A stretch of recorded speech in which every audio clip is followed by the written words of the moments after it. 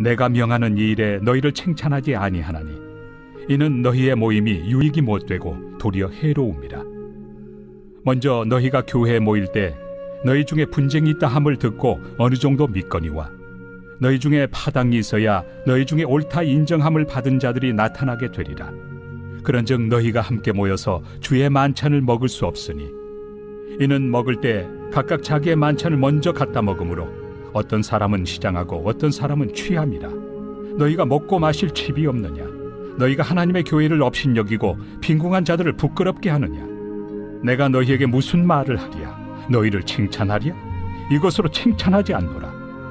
내가 너희에게 전한 것은 주께 받은 것이니 곧 주 예수께서 잡히시던 밤에 떡을 가지사 축사하시고 떼어 이르시되 이것은 너희를 위하는 내 몸이니 이것을 행하여 나를 기념하라 하시고 식후에 또한 그와 같이 잔을 가지시고 이르시되 이 잔은 내 피로 세운 새 언약이니 이것을 행하여 마실 때마다 나를 기념하라 하셨으니 너희가 이 떡을 먹으며 이 잔을 마실 때마다 주의 죽으심을 그가 오실 때까지 전하는 것이니라. 예, 오늘 말씀 보시면은요, 이 교회에 문제가 생겼을 때 이제 이것을 어떻게 성경적으로 해결할 것인가, 이것을 이야기하고 있습니다.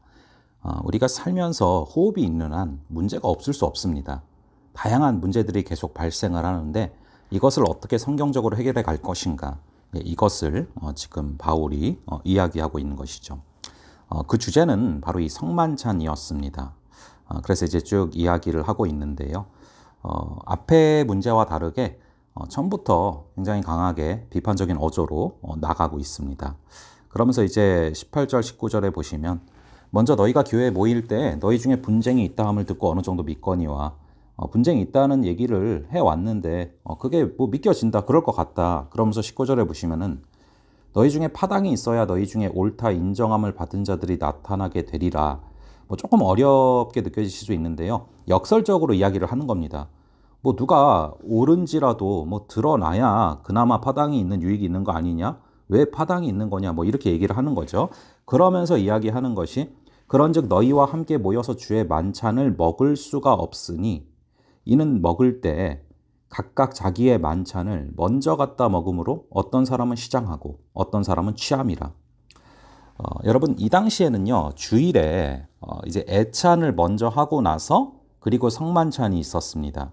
그러니까 애찬은 공동이 모여서 함께 먹을 거 가져와서 함께 식사하는 것이죠. 그리고서 이제 성만찬이 있었습니다. 그런 이제 문화를 갖고 있었는데요. 이 성만찬이라는 것은요, 이 구약에서부터 굉장히 중요하게 이어지는 그런 어떤 행위라고 볼 수 있습니다. 여러분 잘 아시는 것처럼 구약에서 출애굽할 때 이 무교절 때 떡을 먹었잖아요. 그리고 문지방에다가 피를 바르지 않았습니까? 그게 이제 신약으로 오면은 떡과 잔으로 이어지는 것이죠. 그래서 이것이 이제 신약의 예수님께서 새 언약으로 다시 세우신 것인데, 그래서 예레미야 31장 31절 33절에 보시면 이렇게 나왔습니다. 여호와의 말씀이라 보라, 날이 이르리니 내가 이스라엘 집과 유다 집에 새 언약을 맺으리라. 그 새 언약은 내가 그들의 조상들의 손을 잡고 애굽 땅에서 인도하여 내던 날에 맺은 것과 같지 아니할 것은 내가 그들의 남편이 되었어도 그들이 내 언약을 깨뜨렸습니다. 여호와의 말씀이니라. 그러나 그날 후에 내가 이스라엘 집과 맺을 언약은 이러하니 곧 내가 나의 법을 그들의 속에 두며 그들의 마음에 기록하여 나는 그들의 하나님이 되고 그들은 내 백성이 될 것이라. 여호와의 말씀이라. 여기 보시면은 내가 이제 그 옛 언약을 그들의 속에 두고 그들의 마음에 기록한다라고 말하고 있습니다.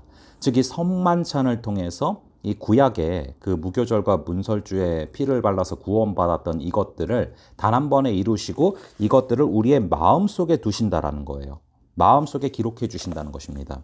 그렇게 나아가는 행위가 이제 성만찬 행위인 것이죠. 그래서 앞에서 애찬을 나누고 뒤에 이제 성만찬을 했는데 여기서 이제 이런저런 문제들이 생기기 시작을 한 겁니다. 다시 한번 이제 21절을 보시면은 이는 먹을 때 각각 자기의 만찬을 먼저 갖다 먹음으로 어떤 사람은 시장하고 어떤 사람은 취함이라. 그러니까 이 성만찬 또 애찬 때 쓸 것들을요, 너무 또 많이 먹은 거예요. 애찬하면서 너무 먹어서 막 배부른 사람, 너무 마셔서 취한 사람이 심지어 나타난 것입니다. 자, 그걸 갖다가 이래서 되겠냐 이야기를 하는 것이죠. 그래서 실제로 이제 카르타고 공의회에서는요, 애찬은 하지 말아라라는 판결이 내려진 적도 있습니다. 그러니까 이제 모여가지고 막 먹고 마시다가 예배 분위기를 다 흐려놓는 거예요. 시작 전부터. 그리고 막 누구는 좋은 거 가져왔니, 누구는 나쁜 거 가져왔니, 싸우고 막 그런 모습들이 벌어지는 것이죠. 그래서 이제 성만찬도 저녁에 하던 거를 이제 오전으로 바꾸고 뭐 이런 것들이 카르타고 공의회에 나와 있거든요. 그러니까 여러분, 이 식사를 통해서 하나가 되고 또 어떻게 누구와 먹을 것인가 이런 부분들이 생각보다 굉장히 중요한 부분인 것이죠. 이것이 크게 문제가 된 것입니다. 그래서 다시 21절 보시면은 자기의 만찬을 먼저 갖다 먹음으로 어떤 사람은 시장하고 어떤 사람은 취함이라. 자, 그래서 22절에 말하는 게요. 너희가 먹고 마실 집이 없냐. 그러니까 그럴 거면은 차라리 집에 가서 먹으라는 거예요. 예. 그렇게 문제를 일으킬 것이면 집에서 먹고 와라. 너희가 먹고 마실 집이 없냐. 너희가 하나님의 교회를 업신여기고 빈궁한 자들을 부끄럽게 하느냐. 내가 너희에게 무슨 말을 하랴. 자, 이렇게 말하고 있습니다. 자, 그래서 이 식사 때문에 굉장히 많은 문제가 발생했었다라는 것이 지금 이제 고린도 전서에도 정확히 나오고 있고, 그리고 카르타고 공의회의 그 결과에도 정확히 나오고 있습니다. 자, 여러분, 식사한다는 거 굉장히 좋은 것입니다. 단 이제 이게 문제가 생겼었다는 것이고 이것을 어떻게 해결해 나가는가 이것을 다루고 있는 것이죠. 자, 그래서 이제 23절부터는 그렇다면 성만찬의 진정한 의미가 무엇인가를 말하고 있습니다. 내가 너에게 전한 것은 주께 받은 것이니 곧 주 예수께서 잡히시던 밤에 떡을 가지사 축사하시고 떼어 이르시되 이것은 너희를 위하는 내 몸이니 이것을 행하여 나를 기념하라 즉 기억하라 하시고 식후에 또한 그와 같이 잔을 가지시고 이르시되 이 잔은 내 피로 세운 새 언약이니 이것을 행하여 마실 때마다 나를 기념하라. 너희가 이 떡을 먹고 잔을 마실 때마다 주의 죽으심을 그가 오실 때까지 전하는 것이라. 자, 여러분, 여기서 알 수 있는 것이 이 성만찬이라는 것은요. 정말 우리 주님께서 우리를 사랑하시기 때문에 자신의 살과 피를 주신 것입니다. 우리의 죄를 사하려고 구원하려고 이 성만찬을 제정하신 것이죠. 그래서 우리는 그 떡이 주님의 찢기신 살이요. 그 피가 십자가에서 흘리신 피다라는 것을 늘 기억해야 하는 것입니다. 자, 여러분 그것을 기억하고서 이 식사에 임하라. 이것이 바로 바울의 솔루션이죠. 여러분 간절히 바라기는 이 삶에서의 우리의 모든 식사들이 애찬이 될 수 있기를 바랍니다.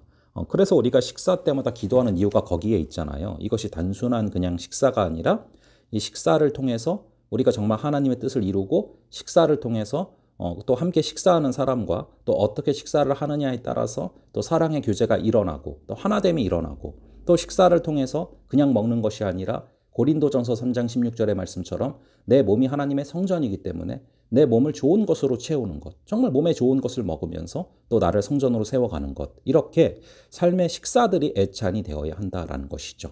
오늘 하루도 여러분들이 식사를 많이 하면서 또 살아가실 텐데 각 식사마다 여러분들이 하나님의 성전으로 지어지고 각 식사마다 또 교제하는 사람들과 함께 또 사랑 안에서 하나 되어 갈 수 있는 그 역사가 있기를 간절히 바랍니다.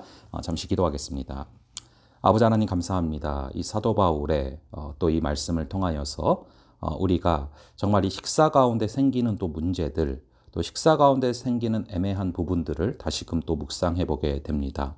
아버지 간절히 기도하기는 우리가 성만찬을 통해서 주님께서 그 의미를 말씀해 주신 것처럼 주님께서 사랑하시기에 자신의 살과 피를 주신 것처럼 우리가 식사 때마다 정말 우리가 사랑을 고백할 수 있는 그러한 사랑의 식사들이 될 수 있도록 인도하여 주시고 또 이 성만찬을 통하여서 주님의 십자가를 늘 묵상하는 것처럼 우리가 식사를 통하여서 먹든지 마시든지 주의 영광을 위해서 하고 정말 그 먹고 마실 때마다 우리 주님을 바라보며 삶의 모든 식사들이 애찬이 되게 하여 주시옵소서.